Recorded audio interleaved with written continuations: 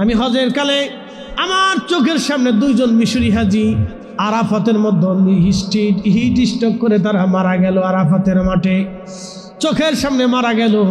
ওই লাশ ওইভাবে রেখে আমরা আরাফাত থেকে মুজদালিফায় চলে গেলাম। বন্ধু খুব মনোযোগ দিবেন, আরাফাতে হাজি চোখের পানি ফেলে ফেলে কান্না করে। আমি দেখেছি আরাফাতে প্রত্যেকটা হাজি চিৎকার মেরে মেরে কান্না করে নিজের জীবনের গুনাহ মাফ চায়।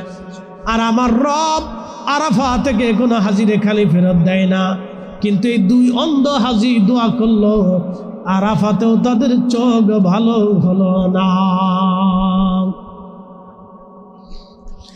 এই দুই ভাই চলে গেল মুজদালিফাতে, দোয়া করলো মুজদালিফায় বসে, কিন্তু চোখ ভালো হলো না। মুজদালিফা থেকে রওনা দি তারা জমারাতে গেল, জমারাত থেকে ফিরে মিনায় গেল। মিনায় যাইয়া হাজি দোয়া করলো, কিন্তু চোখ ভালো হলো না। এরপরে ফরজ তাওয়াফ করলো, দোয়া করলো, চোখ ভালো হলো না। সারা মক্কায় হজ শেষ করলো, কিন্তু চোখ ভালো হলো না। এবার দোয়া কবুলাতের জায়গা, মঞ্জুরিয়াতের জায়গা মদিনাতুল মুনাওয়ারায় হাজি রওনা হয়ে চলে গেল। হাজি সাহেব বললেন, আমাদের সাথে একসাথে মসজিদে নবীর ভিতরে ঢুকে বাবু সালাম দে প্রিয় নবীজি রওজা মুবারকে দাঁড়ায়া সালাম যখন হাজি দেয়, সালাম দিয়ে বের হয়ে হাজি দোয়া করে। এই দোয়া আল্লাহর আসমানে কবুল হয়ে যায়, কারণ রসুলের বরগাহের দোয়া আমার আল্লাহ ফিরায় না। নবী বললেন, মান যারা কবরি ওয়াজাবাত লাহু শাফাআতি ইয়াউমাল কিয়ামাহ। ইমাম তাকিউদ্দিন সুবকি আর শিফাউ সাকামের মধ্যে তিনি হাদিসখানা লিখেছেন।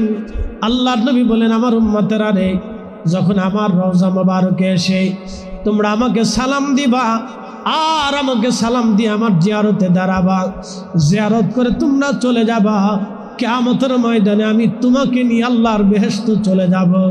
একটা জবান বন্ধ থাকবে না, জোরে বলেন আল্লাহু আকবার। তোমার ওই পাওয়ার আশায়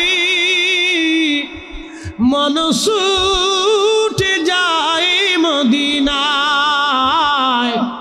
তোমার ওই পাওয়ার আশায় মন ছুটে যায় মদিনায়। এ আশিকে দিদার দাও না, আর দূরে থাকিও না। এ আশিকে দিদার দাও না,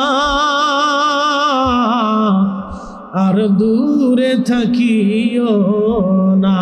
হে রাসূল তোমায় ভালোবাসি, অন্তরে শুধু মুখে নয়, জান্নাতের আশায় নয় হে রাসূল,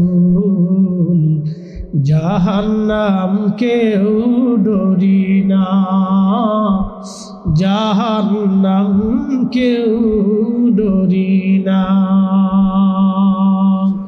আপনাদেরকে আজকে একটা বাস্তবতা থেকে শোনাই। এই যে লালমনিরহাটে মাহফিলে গেছিলাম গত বছরে,